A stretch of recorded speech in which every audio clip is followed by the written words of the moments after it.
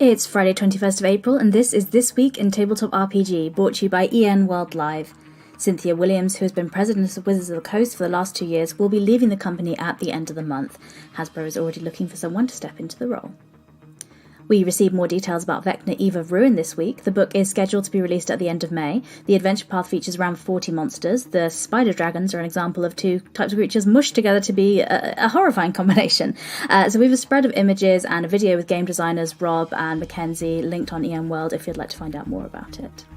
Also, Wizards of the Coast has released a trailer for this adventure, and Vecna is played by Neil Newbon, the voice actor from Astarion in Baldur's Gate 3.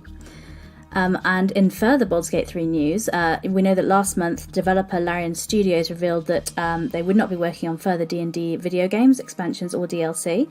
However, Wizards of the Coast says that a sequel, so Baldur's Gate 4, is very much still on the cards, and that they're seeking a new partner for the project. Paizo has announced Pathfinder War of Immortals meta event, which features the death of a core deity. So the event starts with the release of a book, Pathfinder War of Immortals, which will be coming in October 2024. The book features mythic rules and new classes to the game. Playtesting for the upcoming Guardian and Commander classes will start on April 29th, and you can get involved at paizo.com/Pathfinder playtest. There's also more details of the beta event with lots of things going on EN World. Also earlier this year, Modiphius announced a new edition of its 2D20 system-powered Star Trek Adventures TTRPG that is going to be launched at Gen Con in August. And this week they unveiled a few more details for us.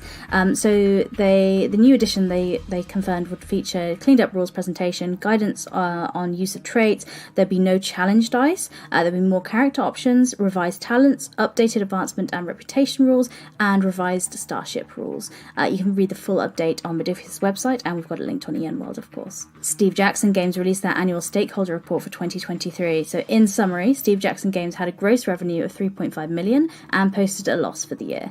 So one of the challenges cited is that printing and shipping costs haven't returned to pre-pandemic levels. But you can read the full report on Steve Jackson Games, and we've of course got it linked on EN World as well. If you'd like to hear these stories discussed in more detail, you can listen to Morris's unofficial Tabletop RPG Talk podcast, or you can read all about it at enworld.org. I'm Jessica, and that was This Week in Tabletop RPG.